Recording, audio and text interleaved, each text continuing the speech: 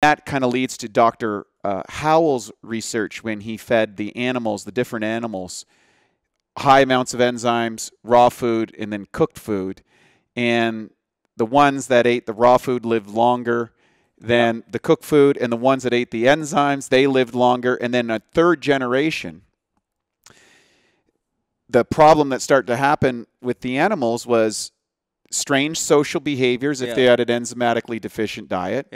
They had the increase of genetic-based diseases and the loss of reproductive capabilities. Yeah, that's exactly what Pottinger found with the cat study, Pottinger's cats. Right, and he predicted back in the 40s or 50s that that was going to happen to the population. Now you have enter conventional farming. You invented all these chemicals, an acceleration of that process. Pasteurization. Right, and here we are with people, look at fertility clinics going up, look at the explosion of genetic-based diseases, and just go on social media and you can see the strangeness of social behaviors permeating everywhere. Oh, my God. When the disease of confusion of diet, lifestyle, and pollution of the environment ends up in people that control your life, you get a lot of psychopathic behaviors, but we don't notice it so much when it's the guy that takes the garbage out or weeds your garden, because they're not raising your taxes or telling you what vaccinations you have to have or can't have or what you can eat or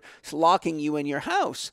My point is, and I just showed you a book on food and behavior that looks exactly at all this stuff and shows how radical food affects your behavior. Then you got all the effects of the changing profile of the microbiome, the hormonal production or lack of production, and the psychological effects of that. So my point is, we're actually living in a world where you can actually see the damaging effects on the psychological function of human beings most thoroughly by the people that are in charge of people's lives, because they're making decisions that are absolutely destructive to the social harmony of a culture, of families, of education, of health.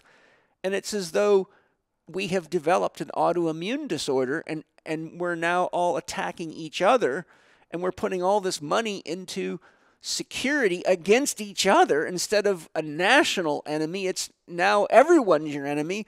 So what's happening in our immune systems and our bodies is being projected into our psyches, which is then echoing back to us from the environment.